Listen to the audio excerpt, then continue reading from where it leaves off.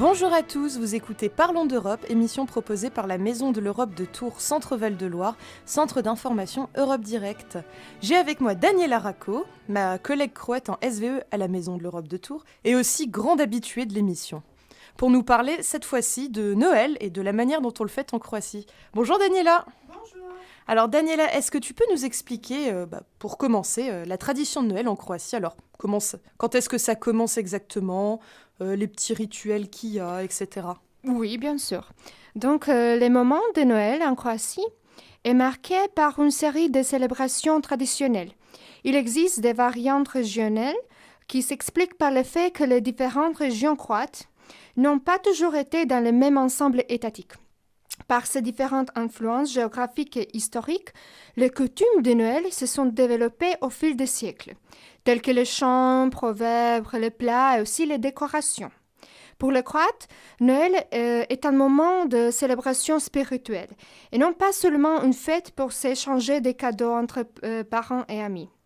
La tradition de Noël en Croatie, comme dans tout pays catholique, débute 4 semaines avant Noël.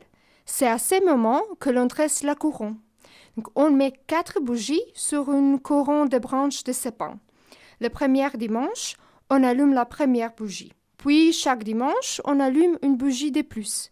La 4e dimanche, elles sont donc toutes allumées.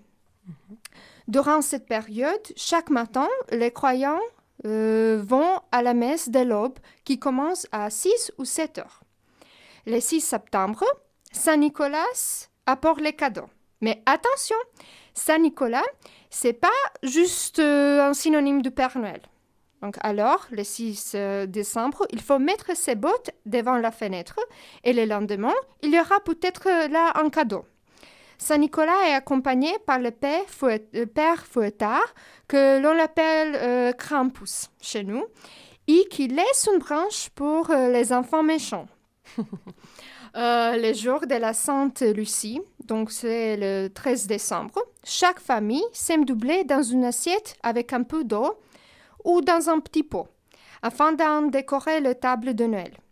Une fois les plantes poussées, ils sont liés par un ruban rouge-blanc-bleu, ce qu'on appelle la trobojnica. Parfois, on ajoute à cet ensemble 3 bougies. Et ce rituel est supposé apporter la fertilité et assurer une longue vie dans la maison. Dans les foyers, comme en France, le sapin de Noël décore les appartements et maisons des habitants. On pose à son pied une crèche en recouvrant le sol de mousse et on met des décorations de Noël sous la porte de la maison. Le soir venu, on se rend à la messe de minuit. Et bien sûr, les enfants reçoivent les cadeaux le jour de Noël. Et enfin, le 6 janvier, c'est l'Épiphanie qui marque la fin des célébrations de Noël, lorsque les prêtres visitent leurs paroissiens afin de bénir leur maison. Et la famille enlève les arbres et les décorations de Noël ce jour-là. Eh bien, ça fait un sacré programme pour la fin de l'année. Oui, c'est vrai. Alors, maintenant, Daniela, la question qui nous intéresse tous, évidemment, et que tout le monde attend. Alors, qu'est-ce qu'on mange à Noël pour les fêtes et pour les fêtes en Croatie? Oui. La veille de Noël, on ne mange pas de viande. On prépare alors du poisson. En Dalmatie, c'est la soupe de bacalhau. C'est en fait morue séchée. C'est le plat typique de la veille de Noël. La zone intérieure fait usage de divers poissons.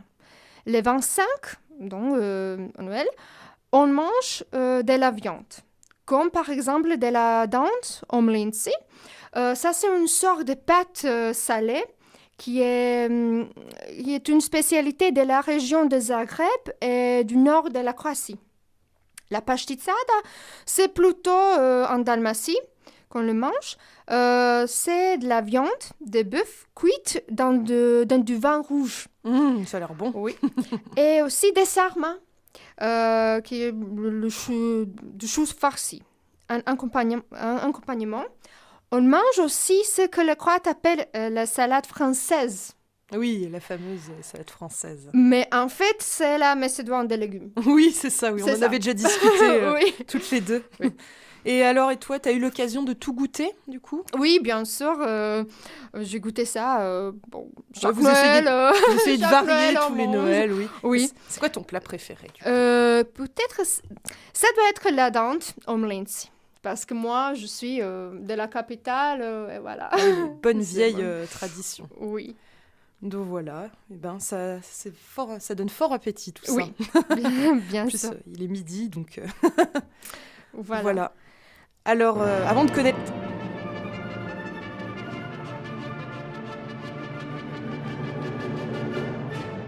Grand Angle, c'est chaque semaine un sujet de société débattu sur RCF.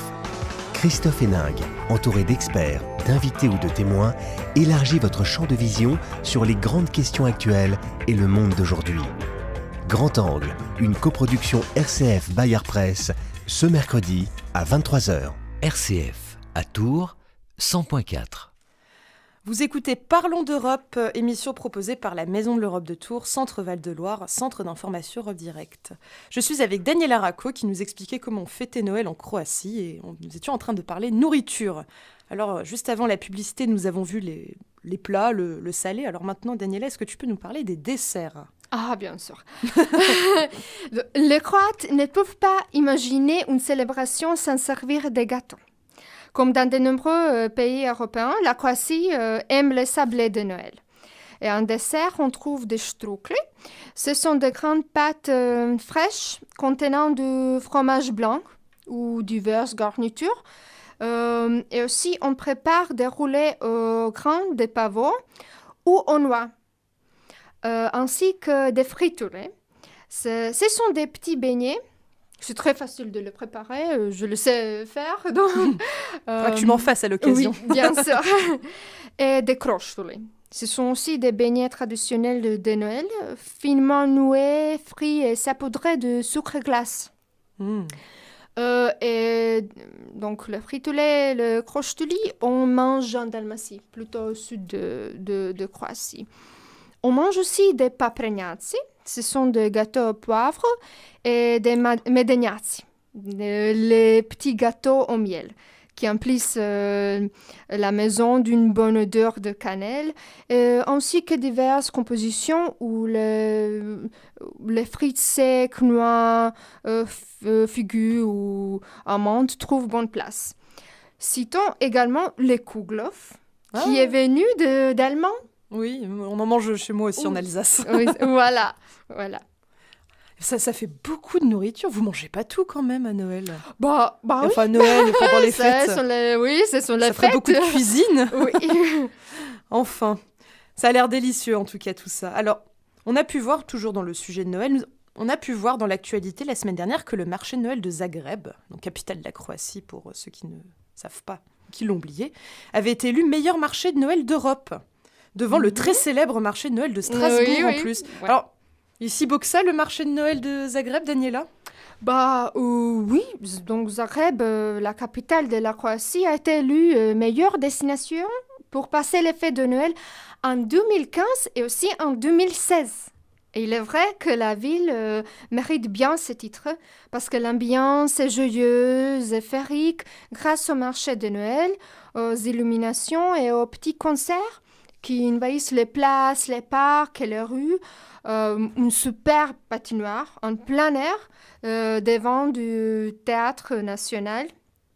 On peut découvrir les plats, musique à tous les coins de rue, des crèches vivantes presque tous les jours. Et donc, un grand marché de Noël avec artisanat, gastronomie locaux et bien sûr du vin chaud. Dans une ambiance de Noël aux abords de la place principale. Oui, qu'est-ce qu'un Noël sans vin chaud, bien sûr. Oh, bien sûr.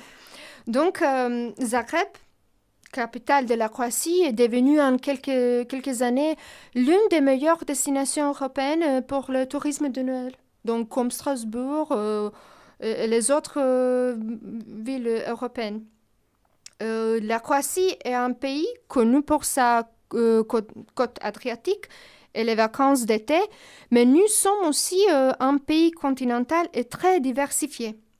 Donc, Zagreb est une ville suffisamment grande pour proposer tous les avantages d'une capitale typiquement européenne, mais en même temps, il est suffisamment petit pour offrir aux promeneurs une charmante ambiance de quartier. Ouais, ça a l'air très joli. J'ai vu beaucoup de photos de Zagreb que tu m'as montré. C'est vrai que ça a l'air magnifique.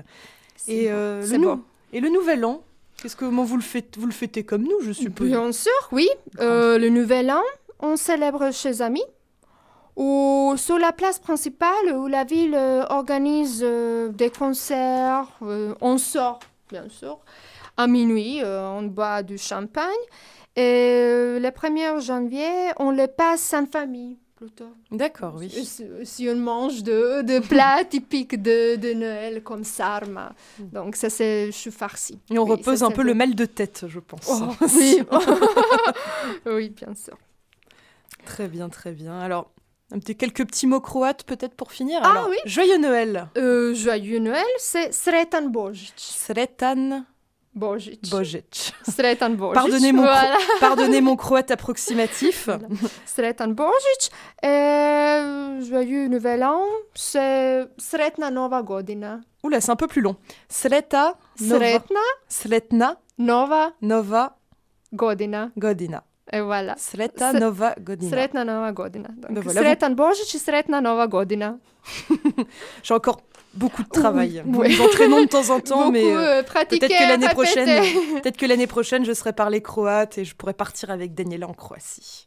Ça serait merveilleux. Eh bien, merci beaucoup, Daniela, De rien. nous avoir éclairé encore un peu plus sur la Croatie. À la fin de l'année, je pense que nous serons tous sur ce merveilleux pays. Alors, c'était Parlons d'Europe, émission proposée par la Maison de l'Europe de Tours Centre-Val de Loire, centre d'information Europe Direct. Vous pouvez retrouver nos émissions en podcast sur le site de RCF Touraine ou sur notre site internet www.maisoneuropetour.fr. À très bientôt pour une nouvelle émission, peut-être encore avec Daniela, ou peut-être pas. Merci Daniela. De rien. À bientôt. À très vite.